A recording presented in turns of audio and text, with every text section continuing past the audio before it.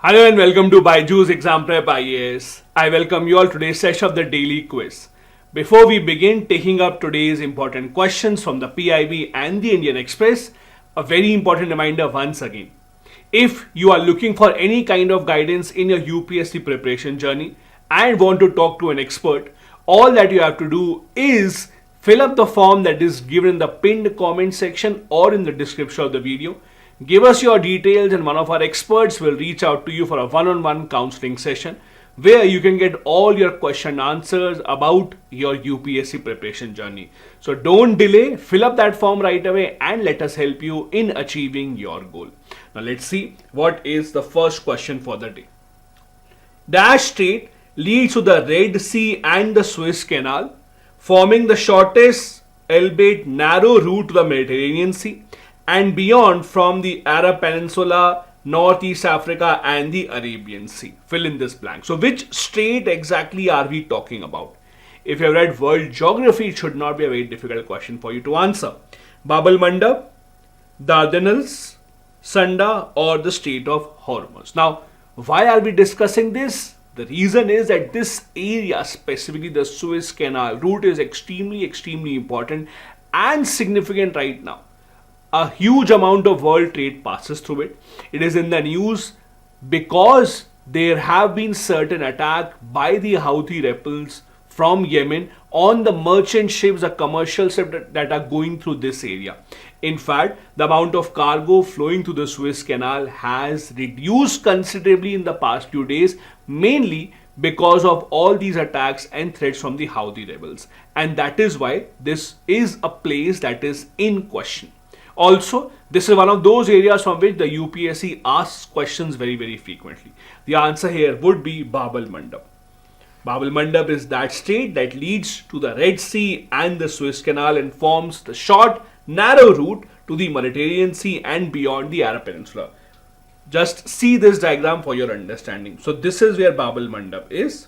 As you can see here, this is where the famous Suez Canal is.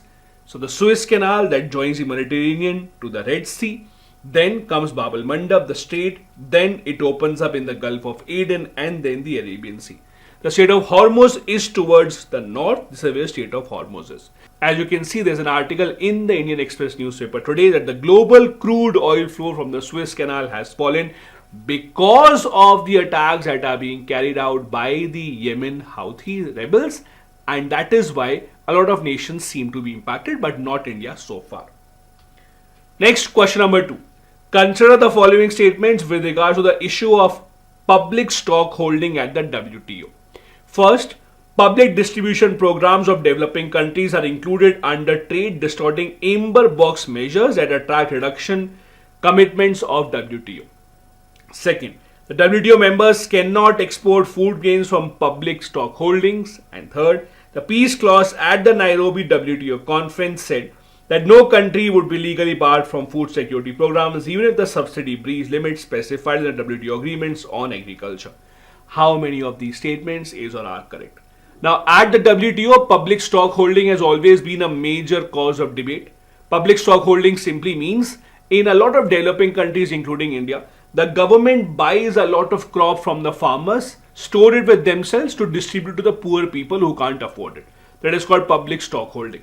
The government usually gives out subsidies to the people. The government gives out these products either free of cost or at a very low price.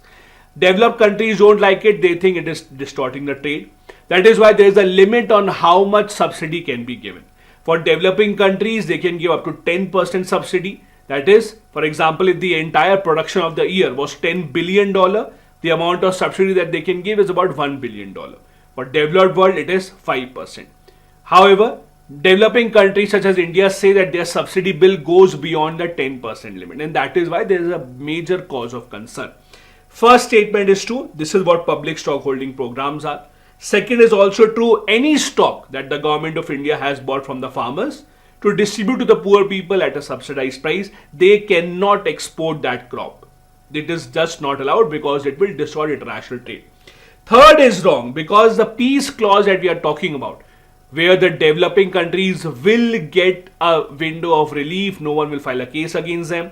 that was not at the Nairobi conference, it was at the Doha conference. The famous Doha conference was the place where the peace clause was introduced, where the developed world said that okay, we will not file a case against you at the WTO. So the answer here would be B. Any two, first and second are correct. The third statement here is wrong. The reason why we're discussing this is that India and New Zealand are discussing how exactly can we get a solution, a long-term solution to this public stockholding problem, which the developing countries see differently and the developed world sees it very, very differently. Question number 3. Consider the following statements with regards to sports awards in India. Number 1. Major Dhyan Chand Khel Ratna Award is the highest sporting award given by the Ministry of Youth Affairs and Sports for the spectacular and most outstanding performance in the field of sport by a sports person over a period of 4 years. Second, the Arjuna Award is given for good performance over a period of previous 4 years in showing qualities of leadership, sportsmanship and a sense of discipline. Third, Rashtriya Khel Protsahan Puruskar is given to coaches for doing outstanding and meritorious work on a consistent basis and enabling the sportsperson to excel in international events. Now, the reason why it is in the news is that these awards were just announced by the sports ministry. Out of these given statements, how many of these are correct? The first is correct. Major Dhyan Chand Khel Ratna Award, earlier known as the Rajiv Gandhi Khel Ratna Award, is the highest sporting honor in the country. This is given for your contribution of the last 4 years if you are or you have been outstanding in your field. Second is also true. Arjuna Award is a step lower. It is again given for your performance in the last 4 years. Third one is wrong. The award given to the coaches is actually the Dronacharya Award. It is the Dronacharya Award that is given to the coaches that have played a stellar role in bringing upcoming new talent. First and second statement is true, and that is why the answer here again is B. The third statement here is wrong. It is the Dronacharya Award. As I said, there have been announcements about which sports people will get this award. For example, R.B. Ramesh, the famous coach of the chess prodigies in India, that is R. Pragnananda and R. Vaishali, their coach will be given the Dronacharya Award. Then the famous badminton players, their team of Satvik and Chirag, they will also be given the Major Dhyan Chand Khel Ratna Award for 2023 because of their stellar achievement in the field of badminton. Next is question number 4. Consider the following statements. Number 1. At present, there are 23 nuclear power reactors installed in India. Second, the installed nuclear power capacity in India has more than tripled from 2013-14 to present. Third, the government has accorded in principle approval to set up 6 1,208 megawatt nuclear power plants in cooperation with France at Kovada in Srikakulam district in the state of Andhra Pradesh. How many of these is correct? Now, it's a difficult question to answer. It is a lot of details. The reason why we are asking this is because yesterday in the parliament, the government gave all these details. These are available at the PIB. First statement is correct. At present, there are 23 nuclear power reactors installed in India. Second statement is wrong. If you look at how much nuclear power capacity India has increased from 2013 to now, we have not even doubled it. So for example, if I give you a lump sum figure, from about 4,500 megawatts, we have been able to bring it to about 7,500. So we have not even reached double. So let alone the triple part. Third is also wrong. This nuclear power plant, which the government has given the approval to, is with coordination of the US and not France. So it is the US with whom we are building this nuclear power plant in Andhra Pradesh, not France. Out of these three, only the first one is correct, and that is why the answer here has to be A. 1 and 2, just one is correct, second and third are wrong. This is information from the PIB where the government gave a lot of information about nuclear power capacity in India, what are the government plans. As you know, the government of India has been extremely bullish, that is very optimistic about the prospects of nuclear power plant and nuclear power generation in India in the coming years. Next is a previous year question from 2021, a rather simple question. Under the Indian Constitution, concentration of wealth violates what? Right to equality, directive principles of the state policy, the right to freedom, or the concept of welfare. Now, if you have read Indian polity, you would be able to answer this question. If you look at Article 39, which is directive principle of the state policy, this says that the state shall make endeavors to ensure that there is no concentration of wealth. So if there is concentration of wealth, it goes against the concept of directive principles of the state policy. This is what it violates. That is why the answer here has to be B. If you read again Article 39B and 39C, these will tell you how the government has to ensure that the control of material resources of the community are distributed for the common good, and the economic system should not result in concentration of wealth in the means of production to the common detriment. In fact, this is the directive principle that allows the government to make policies such as people will pay different taxes depending upon how much they earn. For example, you don't pay the same income tax that someone extremely rich would pay, or Mukesh Ambani does not pay the same income tax that you would pay. This is because it is the government's responsibility under the directive principles of the state policy to make such laws. In fact, such laws that are made on Article number 39B and 39C are so important that they are allowed to violate Article 14 and Article 19.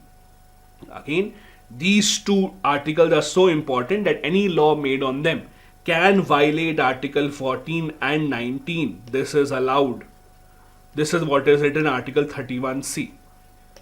If you look at Article 31C of the Indian Constitution, it says that any law made on these two directive principles can violate Article 14 or Article 19.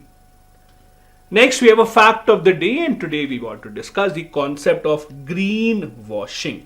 Now, what exactly is greenwashing? It's a very generic term that has been used in the context of a lot of big companies making false allegations or presenting a false image. For example, ever since the world has become extremely conscious of environment and sustainable development, many companies are trying to project an image of themselves that, see, we are so clean, we care for the environment so much, so that is why you should buy our products.